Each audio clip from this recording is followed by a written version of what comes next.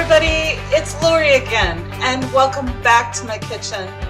I owe everybody an apology for the pause in content on our YouTube channel. We have been facing some medical issues in our household. Roger and I have recorded a video and we are placing it in the studio so that you all understand, I guess, what we're facing at this point in time, and why recording has been a little difficult recently. But today I would like to share another one of Amber May's wonderful canning recipes with you. Last week I got an amazing gift of beautiful yellow bell peppers, and so today I would like to share a recipe by Amber May for bell pepper jelly. Now, just to let you know, I do have direct permission from Amber herself to share this recipe with you, and any of the recipes that I share from her, she has given me permission to share. So just to let you all know.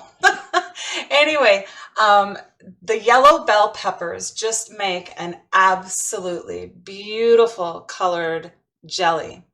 And when I first tried this, I tried it on what was suggested, excuse me, what was suggested was to put a little dollop of this pepper jelly on top of cream cheese and a cracker, and just amazing. But this is also really, really good on top of meat. You know, your steak, your chicken, your pork.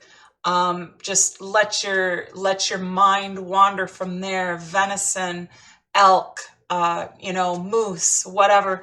This is just really wonderful. It's not overly sweet, but it's a little sweet. And then you have the just amazing fresh bell pepper taste in there also. So it really, really makes a really nice garnish for meat products. And also we have tested it out as almost like a condiment on sandwiches. You know, if you have a bologna sandwich or a turkey sandwich or something like that, we have spread it right on bread, almost like you would with mayonnaise or pickle relish. And it's just divine that way too. So this is really, really versatile stuff, and you can find a lot of really good uses for it. Now, generally with my bell peppers, I do them in recipes, normally like meals in a jar, or my preferred method of preserving peppers. And I've got a scat of them going right now. But one of my absolute favorite ways of preserving bell peppers is by dehydrating them. And like I said, my dehydrator is just completely full right now of these beautiful yellow bell peppers. Susie, by the way, thank you so much. You know who you are. But I'm just going to get right down to it. This is super easy to do, you guys. Just totally simple. What it calls for is a single recipe. And now today I'm going to be doubling my recipe because that's just how I roll. And I'm never afraid of doubling jam or jelly recipes, as you all know. If you follow the 220-degree rule, you will not have problems with it setting. But a single recipe of this bell pepper jelly is 5 cups of chopped or minced peppers, and you can use any type of bell pepper for this, okay? If you want to go with yellow, as you see, it just makes an absolutely beautiful jelly. Green bell peppers, red bell peppers, orange bell peppers. Now, I personally would not suggest mixing your colors, just simply because I'm not really sure what the final product would look like. You know how when you take your primary colors and you mix them, you kind of come up with a different color. So I would really personally suggest that you just stick to one color of bell pepper. But it's beautiful in green, it's beautiful in red, it's beautiful in orange, and obviously it's beautiful in yellow also.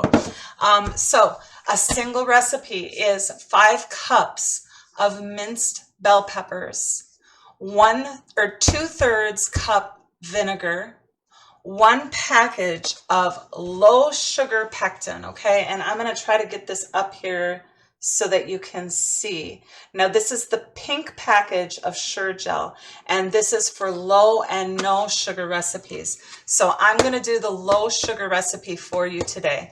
And along with this pectin, all we need is 2 cups of sugar, which is amazing. It doesn't take very much sugar at all.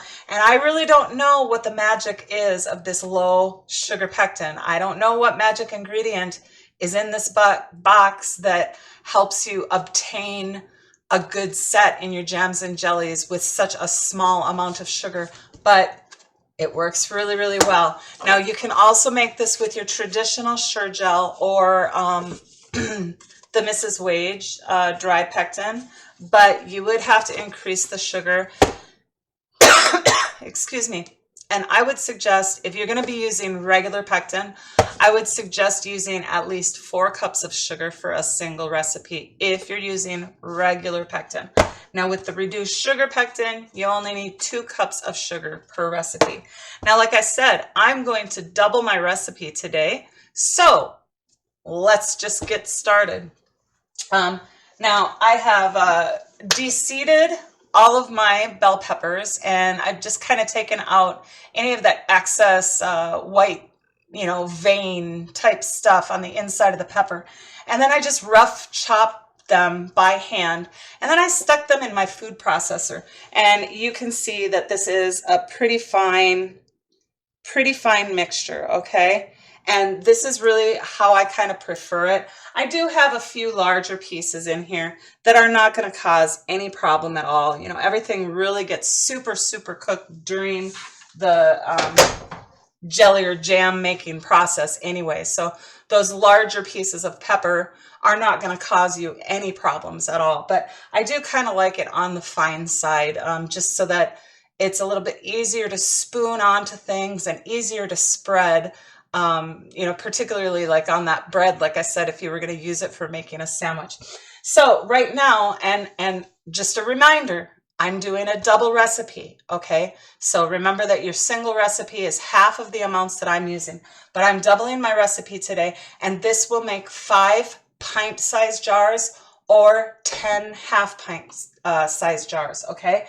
So for 10 cups of minced peppers, we are going to add 2 boxes of the low sugar pectin, and we are going to add 1 1/3 cup of vinegar, and I use white vinegar.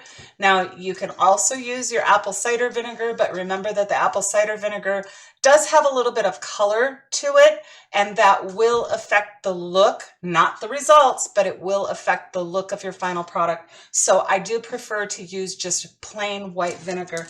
And like I said, my double recipe, for a single recipe, it's 2/3 cup with 5 cups of peppers. Since I'm doubling 10 cups of pepper, I'm going to do 1 1/3 cup of vinegar. And I suppose I should just get you page down at this point in time. All right. And also I do want to say, use a nice heavy pot, okay? Whenever you're doing jams and jellies, a heavy, sturdy pot is the best to prevent like burning and scorching. So I've got my stainless steel pot today. I'm going to add my 1 1/3 cup, which I wonder where my 1/3 cup measurement went. I could have swore I had it over here. Well, you guys, my mind isn't working very well right now. Aha. There it is. I left it on the island.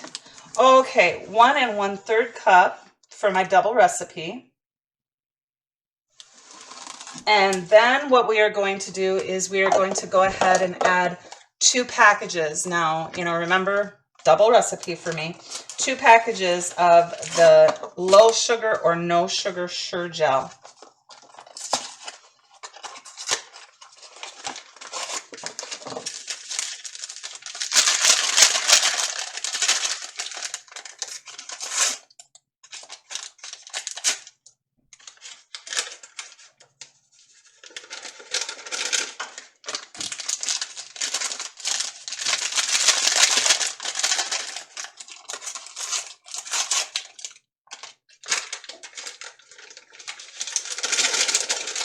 Alrighty, we got those in there. Now we are not adding our sugar yet, all right?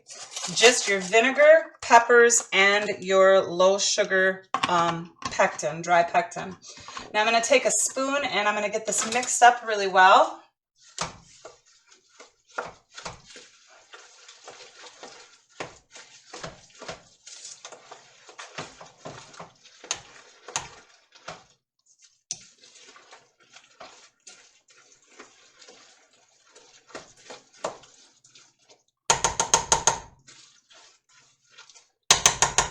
All right, and then I'm going to set this on medium heat, and we're going to bring this to a good boil, okay? So once this reaches a boil, I will come back and I will show you the remaining steps. So we'll see you in just a few minutes.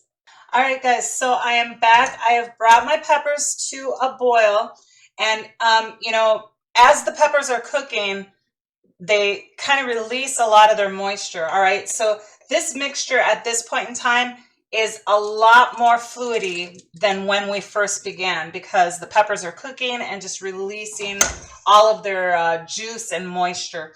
So we've brought this to a boil, and this is the point in time that you're going to add all of your sugar. Now for the single recipe, it would be 2 cups. Because I am doubling it, I am adding 4 cups. And that just all goes into the pot all at once, okay? And get that stirred in there. I think I am going to bring my heat up just a little bit here. I turned it down because I couldn't get back to the camera right away. But I was at a nice rolling boil, just to let you know. But anyway, we are just going to stir in all of our sugar. Now, this is my trick for perfect jams and jellies at all times, no matter what you're doing. And what I do is I use a good old-fashioned candy thermometer, okay? And I reach 220 degrees Fahrenheit.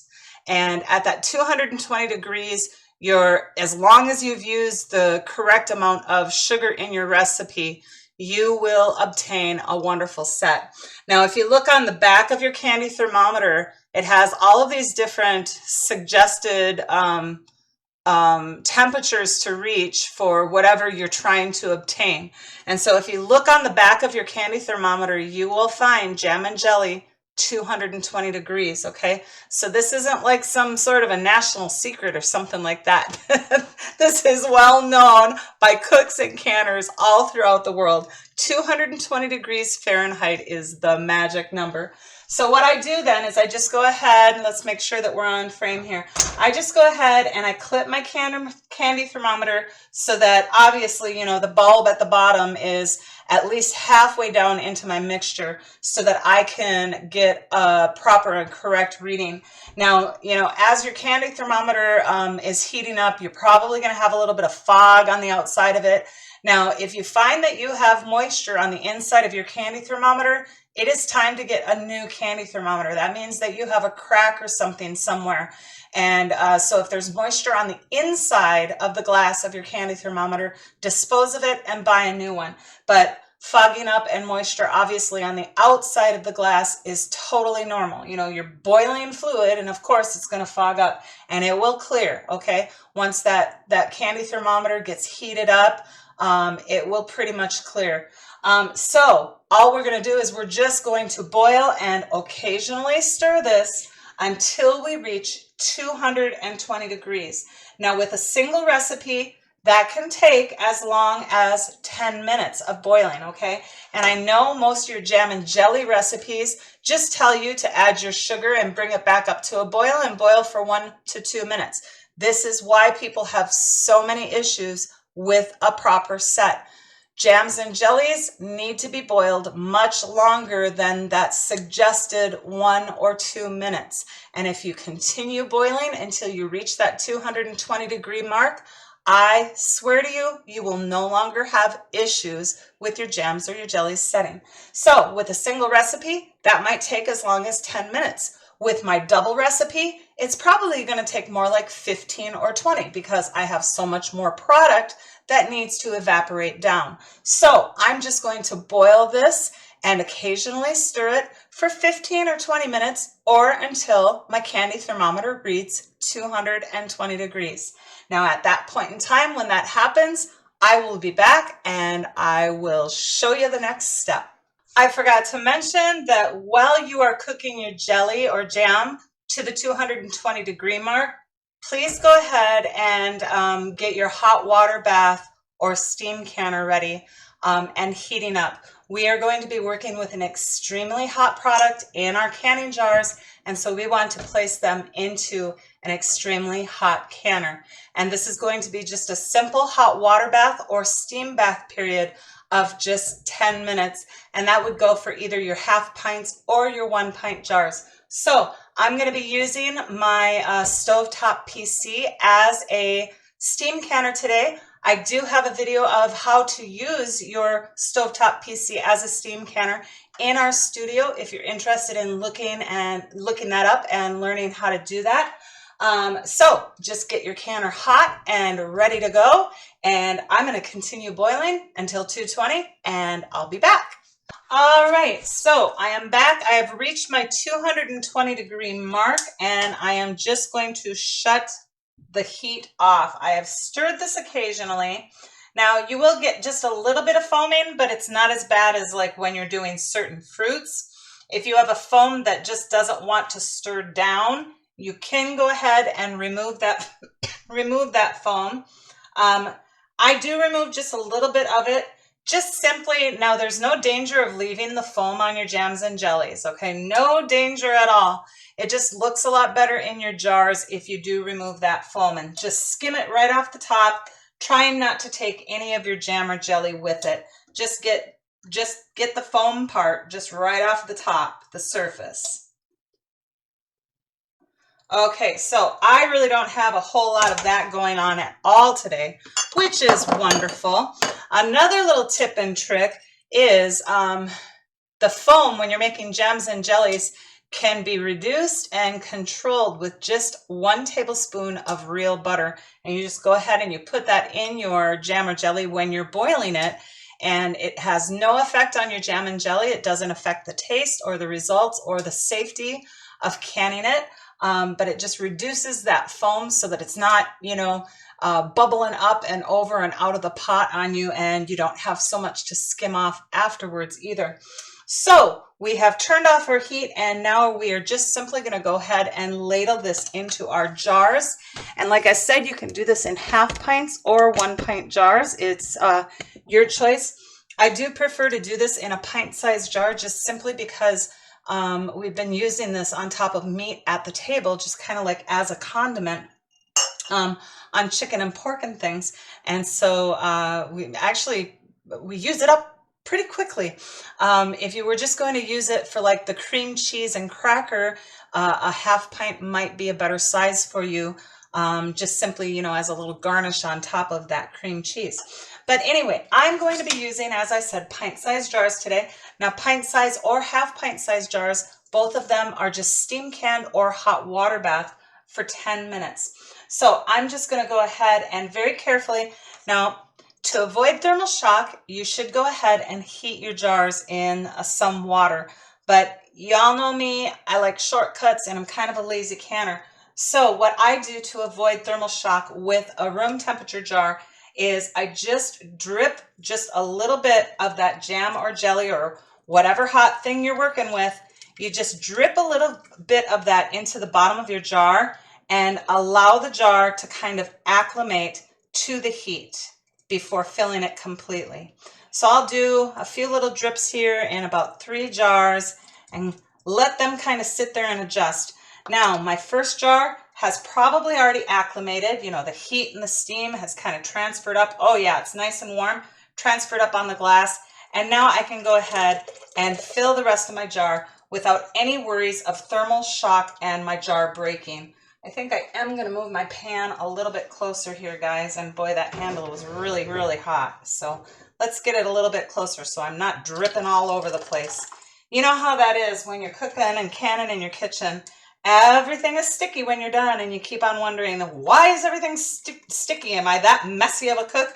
Well, yeah, I guess I am that messy of a cook. I've got drips and drops all over the place. Now we can fill this jam or jelly to within 1/2 inch headspace, all right? Because you're not going to have any chances of like overflow or siphoning with this product. So right up to about 1/2 inch headspace, and then go ahead and wipe your jar just with a clean wet washcloth. No need for vinegar, just water, and then place your lid. Now I am using my Superb lids again today, which are absolutely fantastic. I have found that if you over tighten, if you do finger tight with the Superb lids, a lot of times they will buckle up because there's such thick sealing compound on these Superb lids that the jar has a hard time venting the air out during the canning process. So with my Superb lids, I literally only put my ring on until I start feeling resistance, okay? And I've had super good luck with that. Now, sometimes when I'm taking them out of the canner, I do just hand tighten just slightly, but I have had absolutely no problems doing that with the Superb lids. So I just give them a little gentler touch than most of my other brands of lids. I don't do the finger tight, I just do to the very first sign of resistance when I'm tightening my ring. All right, so let's get the rest of these jars filled up to that 1/2 inch headspace.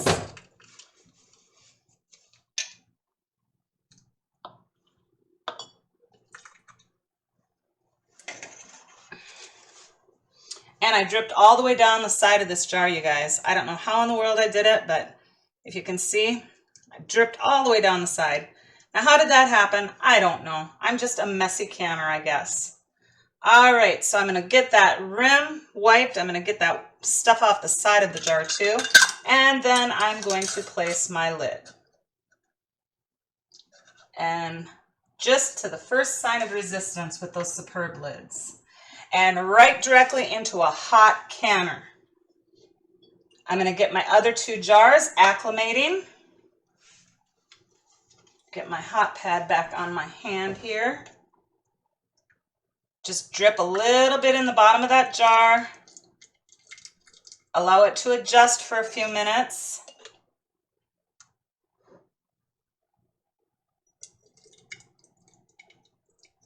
Allow that one to adjust. This one has already adjusted, so let's go back and fill this one completely.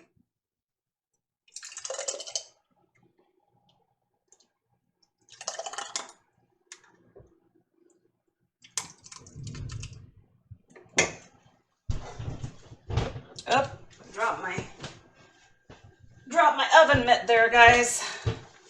Actually, I might drop just a little bit more in there. Now my alarm, little Miss Sadie, is going off. I don't know what she thinks she's barking at. I call her my alarm dog, my security system. She doesn't look very vicious though, does she? My fluffy little white girl.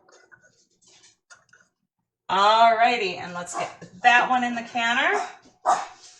Oh yes, little Miss Protector. What are you doing, honey? What you barking at? All right, let's get this one filled.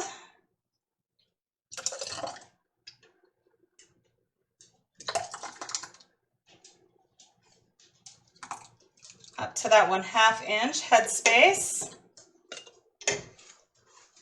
Oh, I think I got that one maybe just a little over full, guys. See, I get distracted by the dog and that's what happens.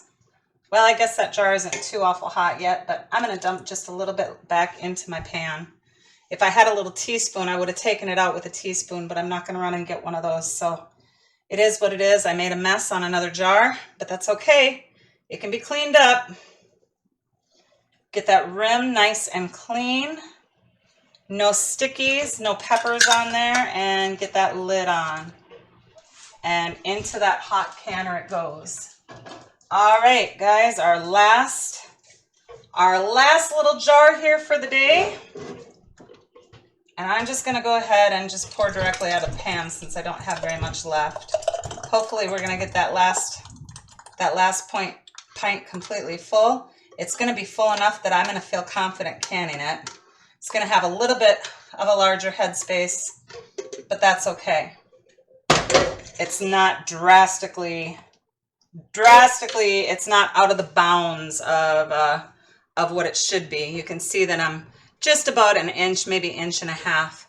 This will probably get used first just because of that additional headspace, but it's too much. I really don't want to just stick it in the fridge either. And it will be fine for quite a few months, even with the additional headspace on there. So we're going to slap that into our canner. And you can see that this jar is a little bit, I think it's just a little bit bigger than a regular pint-sized jar. It's kind of like one of those little octagon ones. So if I had a traditional pint-sized jar like the other ones, it would have been just perfect headspace. But this one holds a little bit more volume. So, okay, we'll get that in there. Let's get you tipped up here. All right, so I've got my hot canner. I'm gonna get this off of the burner now. You know, we all have our favorite burner on our stove, right? And mine is my upper front burner. And I'm just gonna move my hot canner over onto my favorite burner. And I'm gonna grab my lid, which of course is on the opposite side of the room from what it should be.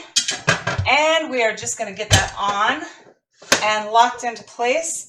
And since everything is hot, I feel like it's okay to just go ahead and crank that up on high today. Normally I just do medium heat, but since everything is already hot, it's not a problem. I'm not going to have any overflow issues or anything putting it on high since everything's already hot.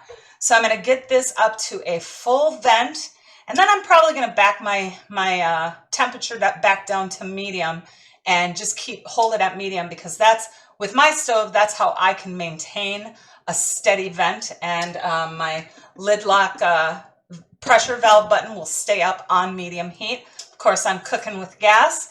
You have to know your own stove and know what works for your burner. But anyway, we are just going to bring this to a full vent, and I will vent it for 10 minutes, which is the equivalent of a 10-minute hot water bath. So once I get these canned, we will come back and I'll show you the amazing results. All right, guys, so I had to run and change. We have an appointment that we have to get to, so I'm in different clothes, but I've gotten through my 10-minute steam canning period, and I've allowed my canner to cool for approximately 10 minutes. You know, you can see that the lid lock pressure valve button has dropped, but I kind of wait until I kind of stop hearing a lot of boiling inside of my canner before I touch anything. And so the boiling has kind of stopped. I've allowed it to cool for 10 minutes. And now all I'm going to do is I'm going to crack open the lid just a little bit. So I unlock my canner, and then I literally just crack it open ever so slightly, just about a quarter of an inch. And you can kind of line up the fluted edge of your lid with those little jog out places that it locks onto on your canner, so that you can just have, see, just this little itty bitty space here that I have in between my canner and my lid. And I'm just going to allow that to cool for about another 10, maybe 15 minutes before I open my lid completely. So I'll be back in just a couple more minutes.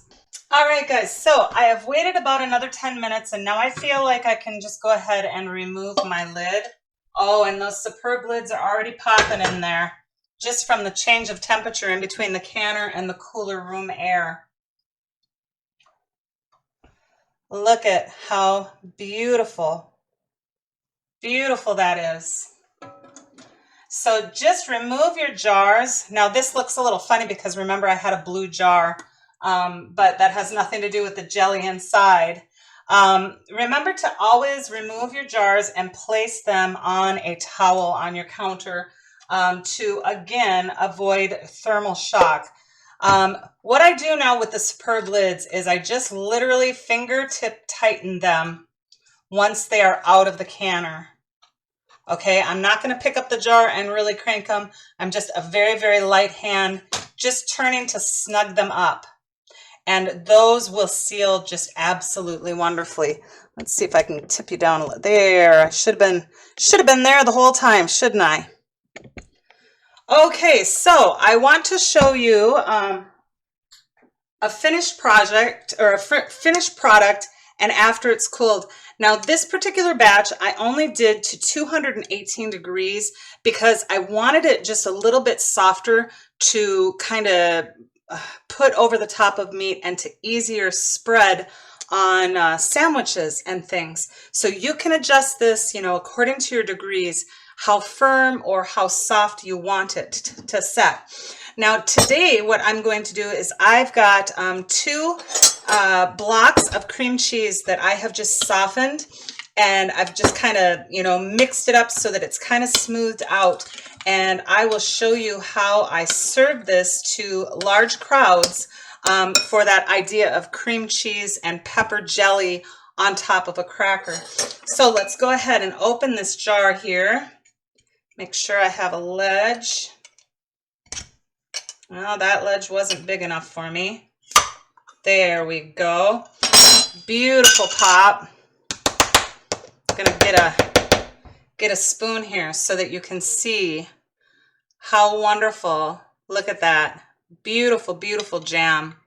And this is just a beautiful consistency. And like I said, you know, I intentionally did not cook this one quite as long because I wanted it to be able to be put on sandwiches and over meat.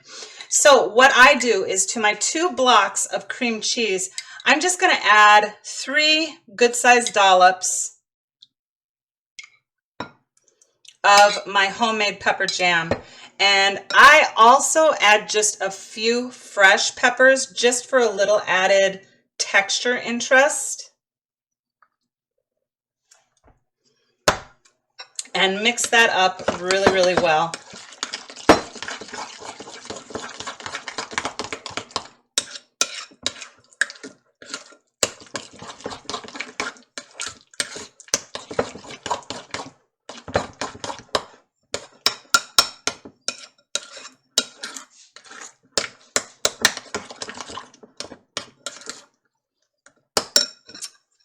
Look at how nice that is. You can see a few of the little chunks of peppers in there. It's not too loaded down with the pepper jelly, but just enough to flavor it. And then what I do is I just take a decorative bowl, your choice of whatever you want to serve it in, and I just dollop that into my serving bowl.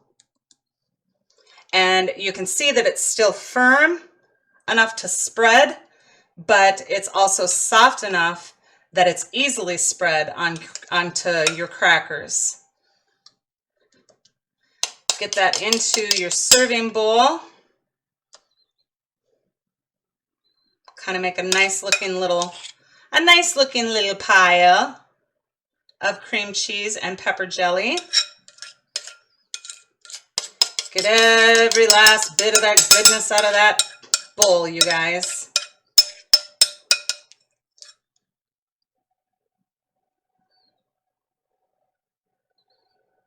There we go. And then I like to just drizzle a little bit more of my pepper jelly over the top of this.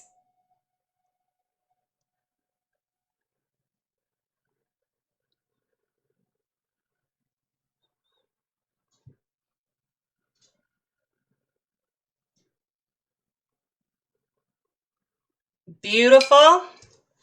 And I'm going to finish garnishing with just a few more fresh bell peppers.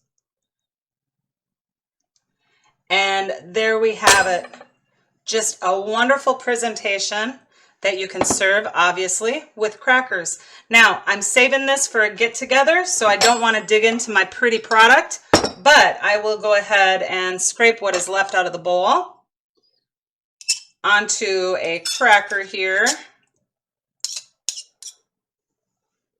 And I'll put this over here.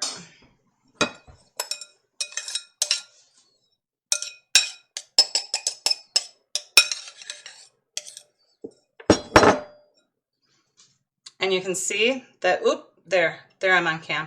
You can see it's just nice and soft and easily spreadable. We'll get you back up here.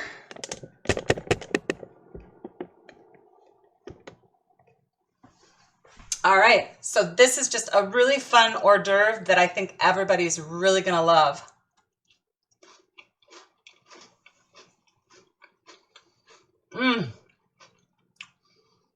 Oh, so yummy.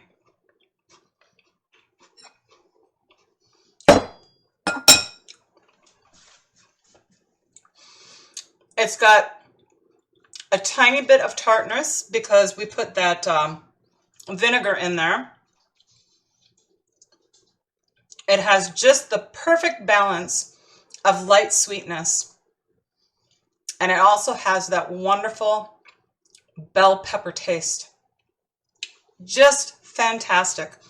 I swear, you guys, this will be a hit for all of you. You will find ways that you will really, really enjoy this wonderful pepper jam or jelly.